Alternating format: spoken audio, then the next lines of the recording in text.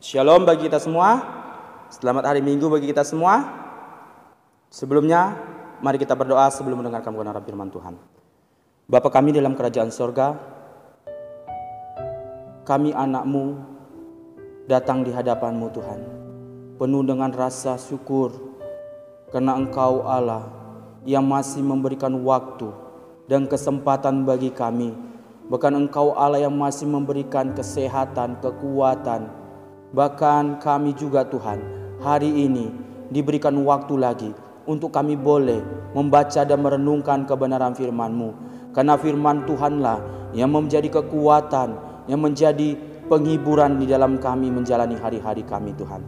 Dan hari ini Tuhan, hamba-Mu yang penuh dengan keterbatasan ini yang akan menyampaikan kebenaran firman Tuhan, pakai hamba, urapi hamba. Biar setiap perkataan demi perkataan yang keluar dari mulut bibir hamba adalah perkataan daripada Tuhan sendiri. Di dalam nama Tuhan Yesus Kristus kami berdoa dan bersyukur. Amin. Saya ingin mengajak kita semua membuka Alkitab kita di dalam Kisah Para Rasul yang ke-5 ayat 1 sampai dengan 11. Saya akan membacakan bagi kita semua. Ananias dan Safira. Ada seorang lain yang bernama Ananias. Ia beserta istrinya Safira menjual sebidang tanah. Dengan setahu istrinya, ia menahan sebagian dari hasil penjualan itu dan sebagian lain dibawa dan diletakkannya di depan kaki rasul-rasul. Tetapi Petrus berkata, "Ananias, mengapa hatimu dikuasai iblis sehingga engkau mendustai Roh Kudus dan menahan sebagian dari hasil penjualan itu?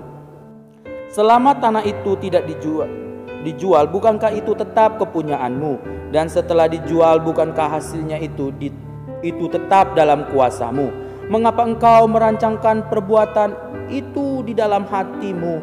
Engkau bukan mendustai manusia, tetapi mendustai Allah." Ketika mendengar perkataan itu, rebalah Ananias dan putuslah nyawanya. Maka sangat ketakutan semua orang yang mendengar hal itu. Lalu datanglah beberapa orang muda. Mereka mengapani mayat itu, mengusung keluar dan pergi menguburnya. Kira-kira 3 jam kemudian masuklah istri Ananias, tetapi ia tidak tahu apa yang terjadi. Kata Petrus kepadanya, "Katakanlah kepadaku, dengan harga sekiankah tanah itu kamu jual?" Jawab perempuan itu, "Betul sekian." Kata Petrus, "Mengapa kamu berdua sepakat untuk mencobai Roh Tuhan? Lihatlah, orang-orang yang baru mengubur suamimu berdiri di depan pintu dan mereka akan mengusung engkau juga keluar." Lalu rebalah perempuan itu seketika itu juga di depan kaki Petrus dan putuslah nyawanya. Ketika orang muda itu masuk, mereka mendapati dia sudah mati. Lalu mereka mengusungnya keluar dan menguburnya di samping suaminya. Maka sangat ketakutanlah seluruh jemaat dan semua orang mendengar hal itu. Ya, berbahagialah kita yang membaca dan merenungkan kebenaran firman Tuhan, dan yang melakukan kebenaran firman Tuhan itu lah yang sangat berbahagia. Ada seorang bapak yang bernama Andreas. Dia adalah direktur sebuah perusahaan di mana di masa tuanya ia ingin pensiun. Sebelum ia pensiun, ia ingin ada orang atau bawahannya untuk menggantikan dia menjadi direktur di perusahaan itu. Dan bapak ini mempunyai ide di mana ia memberikan setiap bawahannya bibit untuk dibawa ke rumah. Dan ia berkata, setelah 3 bulan kemudian kalian bawalah bibit ini ke tempat ini lagi. Dan salah seorang di antara mereka ada yang bernama Tony. Dia juga mengambil hal itu. Lalu si Tony ini membawa ke rumah. Ia menyediakan pupuk, tanah, dan ia setiap harinya ia siram, ia rawat, ia berikan sinar matahari. Setiap hari dia lakukan demikian. Tetapi setelah 3 bulan kemudian, ia merasa sedih dan putus asa karena bibit yang dia tanam tidak tumbuh sama sekali. Lalu ia berbicara kepada istrinya, "Mi, saya sangat sedih. Saya sangat merasa gagal dalam menanam ini, Mi. Aku tidak usah bawa bibit ini." Lalu sang istri berkata, "Pi, kamu harus bawa bibit ini ke kantormu. Minimal engkau sudah menunjukkan etikatmu kepada pimpinanmu. Lalu ia bawa, sampailah di kantor. Semua teman-temannya melihat si Tony. Ia menertawakan Tony. Dan waktu bosnya datang, direktur datang, mereka berkumpul. Dia perhatikan semua. Lalu ia menuju ke tempat Tony. Lalu bos ini berkata kepada Tony, "Tony, mengapa demikian? Kamu jelaskan apa yang terjadi." Lalu Tony menjelaskan, "Pak, saya setiap hari memberikan air yang cukup, memberikan matahari yang cukup, tapi alhasil tidak ada sama sekali. Tetap ini bibit keadaannya menjadi busuk dan tidak tumbuh sama sekali." Lalu sang direktur berkata kepada semua orang yang ada di situ, "Berikan tepuk tangan kepada Tony." Total. Semua orang pada heran, "Kenapa Pak kita berikan tepuk tangan? Bukankah dia tidak berhasil?" Lalu sang bapak berkata, "Saya sebelum memberikan bibit ini kepada kalian semua, saya sudah rebus bibit ini dengan air yang mendidih dan mana mungkin bisa tumbuh. Tapi saya lihat kalian teman-teman, kalian kok bisa tumbuh. Berarti kalian menukar hal itu. Berarti kalian sudah tidak jujur." Dan tema renungan kita bicara tentang kejujuran. Teman-teman juga mungkin pernah mendengar selokan daripada KPK yang berbunyi, "Berani jujur hebat." Ini menunjukkan bagi kita semua bahwa betapa susahnya kita menemukan orang-orang jujur. Bahkan orang-orang jujur dikatakan adalah orang-orang yang hebat. Sebagai orang percaya, sebagai anak Tuhan, kita harus memiliki namanya kejujuran di dalam hidup kita. Firman Tuhan dengan jelas berkata bahwa di dalam Matius 5 ayat 37 berkata bahwa jika iya, katakan iya. Jika tidak, katakan tidak. Selebihnya itu dari iblis. Ini menunjukkan bahwa kejujuran adalah bagian yang terpenting di dalam kita menjalani kehidupan ini. Jujur itu memiliki arti lurus hati, tidak bohong, tidak congkak atau bengkok. Ini harus menjadi bagian bagi orang percaya. Ini merupakan harga mutlak yang tidak bisa ditawar-menawar. Kita sebagai orang percaya yang mengaku Yesus sebagai Tuhan dan Juru Selamat, kita diperintahkan, dianjurkan untuk hidup di dalam kejujuran. Kejujuran bukan pilihan, tapi suatu keharusan bagi kita sebagai orang percaya. Baik kita anak muda, baik kita orang tua, baik kita sebagai anak-anak, kita harus hidup di dalam kejujuran. Kalau kita melihat kisah ini tentang Ananias dan Safira, kalau kita tahu bahwa Ananias dan Safira merupakan bagian daripada jemaat mula-mula, kita tahu bahwa kehidupan jemaat mula-mula pada waktu itu, jemaat yang benar-benar sungguh-sungguh hidup di dalam kasih Tuhan, di mana cara hidup mereka adalah saling peduli satu sama lain. Mereka saling mementingkan satu sama lain. Mereka tidak egois, di mana orang lain mengalami kesusahan, mereka akan bantu orang-orang tersebut.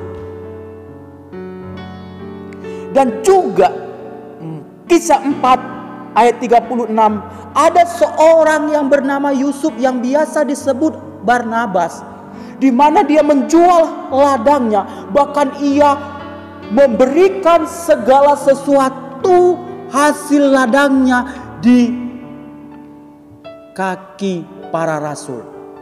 Ia tidak sungkan-sungkan, ia tidak setengah-setengah memberikan, semua hasilnya diberikan oleh rasul. Mungkin Ananias dan Safira pada waktu itu melihat hal itu. tergeraklah hatinya, tapi ia tidak seutuhnya memberikan hasilnya. Mereka bersepakat untuk berbohong kepada Rasul Petrus. Kita tahu bahwa Rasul Petrus adalah rasul yang sangat diurapi oleh Tuhan, dipakai oleh Tuhan secara luar biasa. Tapi mereka mengatakan hal yang tidak sebenarnya kepada Petrus. Mereka membohongi Petrus, tapi Petrus yang dipakai Tuhan menegur mereka. Di mana ketika Ananias, mereka berdua suami istri ini menjual, ketika Petrus datang dan menghampiri Ananias, lalu Petrus berkata, "Ananias, mengapa hatimu dikuasai oleh iblis? Bukankah tanah ini milikmu dan engkau jual pun ini hasil milikmu? Tetapi mengapa engkau atau mendustai atau membohongi Allahmu? Bukan manusia yang kau bohongi, tetapi Allah." Ketika mendengar perkataan Petrus, maka dengan sekejap hilanglah nyawa Ananias. Kira-kira 3 jam kemudian istrinya datang. Tapi istrinya tidak tahu apa yang telah terjadi pada waktu itu. Lalu Petrus berkata, "Safira, benarkah engkau jual dengan harga sekian?" Lalu Safira menjawab, "Betul." Tapi Petrus menegur, "Mengapa engkau berdua bersepakat untuk membohongi atau untuk mendustai Allah? Tidakkah engkau tahu bahwa pemuda tadi sudah mengubur suamimu dan sekarang mereka sudah ada di depanmu?" Dan ketika mendengar hal itu, maka hilanglah juga nyawanya. Ini menunjukkan bagi kita semua, ketika sepasang suami istri ini mengatakan hal yang tidak sebenarnya, mereka berkata bohong kepada Rasul, kepada Petrus, maka mereka mengalami kematian yang tragis, mati di tempat. Ini menunjukkan bagi kita semua betapa Allah membenci orang-orang yang hidup di dalam kebohongan.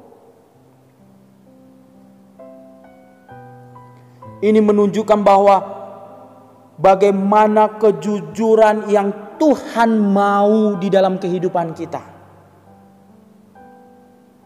Bukan masalah pemberian yang dikutuk atau yang dipermasalahkan oleh Petrus, tapi masalah kejujuran yang ada di dalam diri mereka. Mereka mengatakan hal yang tidak benar di hadapan Petrus. Mereka bisa membohongi Petrus, tapi Tuhan tidak akan pernah bisa dibohongi. Sehingga hal yang terjadi apa? Mati di tempat. Bagaimana dengan kehidupan kita? Bagaimana kita berada di dalam lingkungan pekerjaan kita? Sudahkah kita hidup dalam jujur di kantor kita? Sudahkah kita di tengah-tengah keluarga kita sebagai suami istri, sebagai anak hidup jujur? Sudahkah?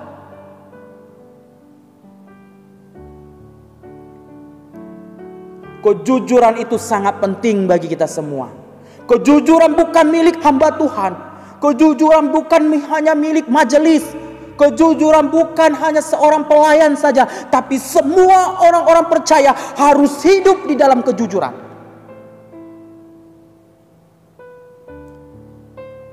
Kejujuran mengajarkan kita yang pertama, orang jujur adalah orang yang takut akan Tuhan.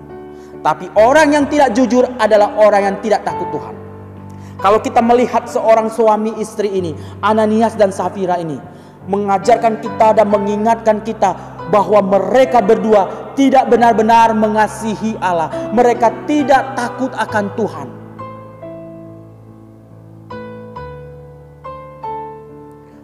Mungkin di antara kita sering kita sekali berbohong, dan akhirnya lama-lama kita akan dikuasai oleh kebohongan yang ada di dalam diri kita. Dan kita terbiasa hidup di dalam kebohongan. Orang yang bohong adalah orang yang tidak menghormati Tuhannya. Orang yang bohong adalah orang yang tidak sesungguh-sungguhnya mengasihi Allah. Tapi ia hanya sekedar ikut-ikutan saja. Kalau engkau dan saya hidup di dalam kejujuran, maka engkau memiliki rasa tanggung jawab untuk hidup benar melalui sikap kejujuran.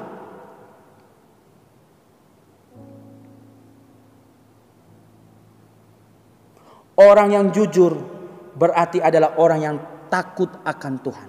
Orang yang takut akan Tuhan adalah orang yang taat akan perintah Tuhan. Kita melihat bagaimana kisah seorang Rasul Yohanes Pembaptis. Bagaimana dia diperhadapkan oleh orang Farisi, oleh orang-orang yang pintar agama pada waktu itu. Di mana ia ditanya suatu statusnya, siapakah diri Yohanes Pembaptis ini. Di mana Yohanes bisa saja kesempatan pada waktu itu untuk mengambil posisi orang yang terkenal pada waktu itu. Ia bisa saja mengatakan, iya saya. Karena pada waktu itu begitu banyak orang-orang yang sudah menjadi percaya dan menjadi pengikut Yohanes Pembaptis. Tapi Yohanes Pembaptis mengatakan, aku bukan Mesias, aku bukan Elia. Aku hanyalah seorang yang berseru-seru di padang gurun, yang mempersiapkan jalan bagi Yesus. Ia mengatakan hal yang katakan, aku tidak berdusta.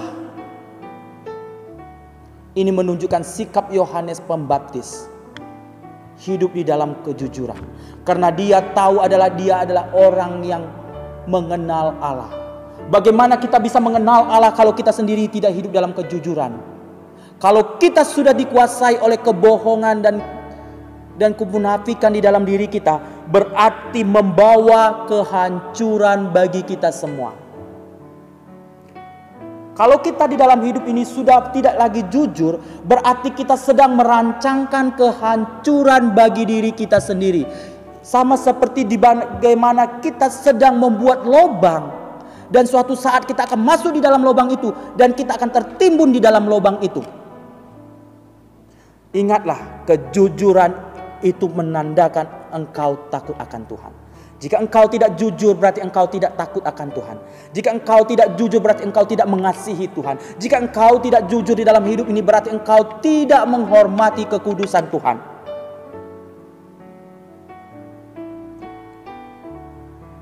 Kita semua diingatkan melalui peristiwa Safira dan Ananias. Mereka menunjukkan hanya sekedar ikut-ikutan sebagai orang, tapi hati dan motivasi mereka tidak seutuhnya mengasihi Tuhan. Kalau kita mengasihi Tuhan dengan sesungguhnya, dengan hati, maka setiap perkataan-perkataan kita, perkataan-perkataan yang tidak dusta. Kita sebagai orang tua, sudahkah kita ajari anak kita untuk tetap hidup dalam kejujuran? Jangan didik anak-anak kita dengan sikap atau dengan kebohongan, maka ia akan menuruti teladanmu.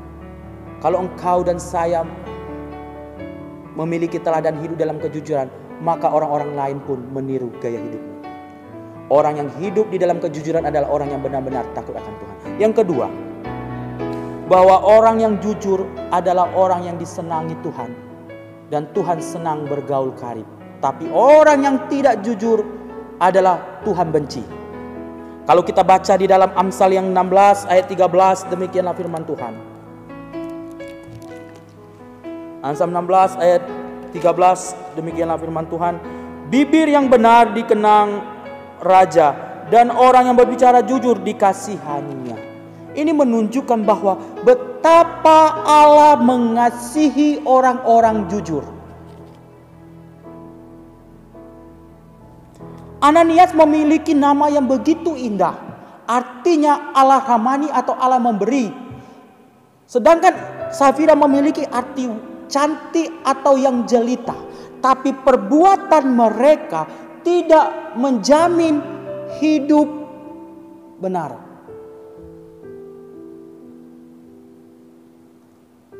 Allah belum tentu senang dengan namamu yang indah. Kalau engkau berkata-kata bohong, maka Allah benci kepada engkau. Kalau kita melihat salah satu tokoh yang sangat luar biasa, yaitu Ayub. Di ayat yang pertama, pasal pertama, ayat pertama dan ayat 8, dikatakan bahwa Ayub adalah orang yang saleh dan jujur dan takut akan Tuhan. Ketika iblis mencobai dia, dan Tuhan izinkan itu terjadi, tapi Tuhan berkata kepada iblis, jangan pernah engkau cabut nyawanya, jangan pernah engkau sentuh nyawanya. Karena apa? Karena kehidupan Ayub adalah kehidupan dalam kejujuran. Tapi kalau kita lihat seorang Ananias dan Safira, mereka hidup di dalam kebohongan. Tuhan benci, dan akhirnya mereka mengalami kematian yang secara tragis, mati di tempat. Mungkin engkau dan saya penuh dikuasai oleh kebohongan. Mungkin hari ini kita tidak dihukum atau diambil nyawa kita, tetapi kita sedang berada dalam kematian rohani. Dan akhirnya, di manakah orang-orang yang berada dan tempat orang-orang yang mati secara rohani? Di kematian kekal. Karena orang yang dusta kecil atau dusta besar itu sama saja berdosa, dan Tuhan benci orang-orang yang berdosa. Banyak orang mengatakan, saya akan berbohong untuk kebaikan. Tetap namanya bohong adalah dosa, dan hukuman dosa adalah maut. Jadi jangan pernah kita untuk berkata-kata bohong. Allah benci pada hal-hal yang bohong. Kita dengar juga, lihat, karena berita-berita bohong juga, kalau kita lihat di media sosial, apa yang terjadi? Mengakibatkan banyak hal yang terjadi. Pertengkaran. Kenapa? Berita bohong. Dan Tuhan benci kepada orang-orang yang berkata-kata bohong. Bahkan hukum Taurat adalah juga mengatakan bahwa jangan engkau bersaksi dusta. Ini mengajarkan bagi kita semua bahwa kejujuran adalah hal yang terpenting. Orang yang jujur adalah orang yang takut akan Tuhan. Sedangkan orang yang tidak takut Tuhan adalah orang yang hidupnya dalam kebohongan. Tuhan senang dan bergaul kari kepada orang-orang yang jujur, tapi Tuhan benci kepada orang yang hidup di dalam kebohongan.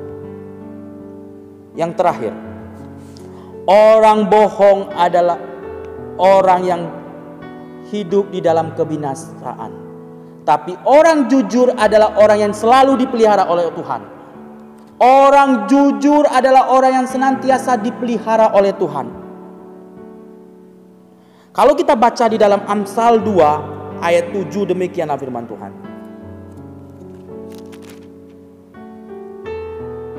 Ia menyediakan pertolongan bagi orang jujur, menjadi perisai bagi orang-orang yang tidak bercela lakunya. Ini menunjukkan bahwa Allah senantiasa memelihara kehidupan orang-orang jujur.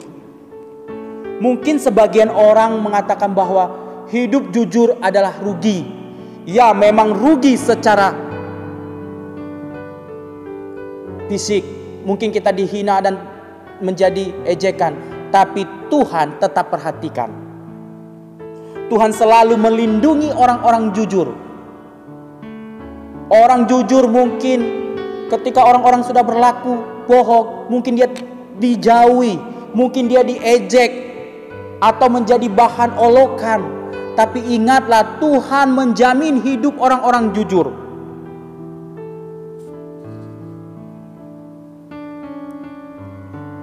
Manusia boleh berkata bohong, tapi engkau dan saya terpanggil untuk hidup di dalam kejujuran. Orang jujur senantiasa dipelihara oleh Tuhan, dan ia akan merasa ketenangan. Ada seorang anak di mana ia mempunyai mempunyai kakak, di mana si adik ini suatu hari ia bermain-main di taman, dan ia menendang bola dan kenalah anak ayam. Dan anak ayam ini mati. Dan ibunya melihat suatu hari ke kandang, ia hitung anak-anaknya dan kurang. Ia tanyakan kepada adiknya, "Kamu ada lihat anak ayam?" Ia katakan tidak. Tapi sang kakak melihat hal itu, karena adiknya menendang dan melihat dan mati. Dia tanya kakaknya, "Kamu ada?" Enggak, kakaknya enggak lihat. Lalu suatu hari ketika dia bermain-main, mamanya bawa makanan kepada mereka berdua. Makanan yang enak, kue lah. Lalu si kakak bilang, "Adik, minta kuemu. Kalau enggak, saya kasih tahu loh sama mama, engkau yang membunuh ayam itu." Adik enggak bisa berbuat apa-apa. Ia lalu kasih. Dan suatu hari lagi, waktu adiknya bermain, kakaknya mengambil uang mamanya untuk beli es. Lalu dikatakan, "Adik, jangan kasih tahu. Kalau enggak, nanti kau kasih tahu. Ku kasih tahu bahwa engkau mulia." Dan kemudian ia lakukan. Setiap hari kakaknya melakukan kesalahan-kesalahan, selalu mengancam oleh kakaknya. Karena bunuh ayam. Suatu hari, karena rasa intimidasi itu membuat dia tidak merasa damai. Akhirnya ia pergi kepada ibunya. "Mah, akulah yang membunuh ayam itu. Dan aku ini." "Oh, kamu ya, Dik. Gak apa-apa kok. Gak apa-apa." Akhirnya tenanglah perasaan adiknya. Waktu kakaknya berbuat salah, ia tidak merasa diintimidasi lagi. Ketika kakaknya salah, ia lapor kepada mamanya, ia merasa senang. Ini menunjukkan bahwa apa? Orang yang jujur hidupnya tidak akan mengalami tekanan demi tekanan. Tapi orang yang hidup di dalam kebohongan, kemanapun ia berada, ia merasa terintimidasi.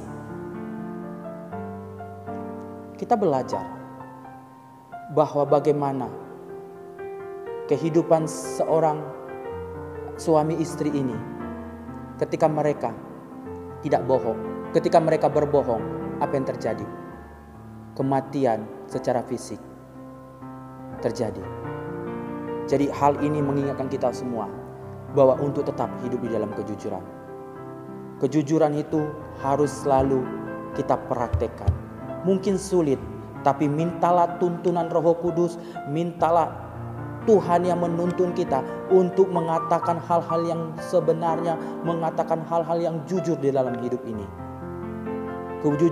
Ketika engkau berkata jujur sakit, tapi hasilnya sangat indah. Dan orang-orang jujur kemanapun saja melangkah, tetap dalam pemeliharaan Tuhan. Amin buat kebenaran firman Tuhan. Mari kita berdoa.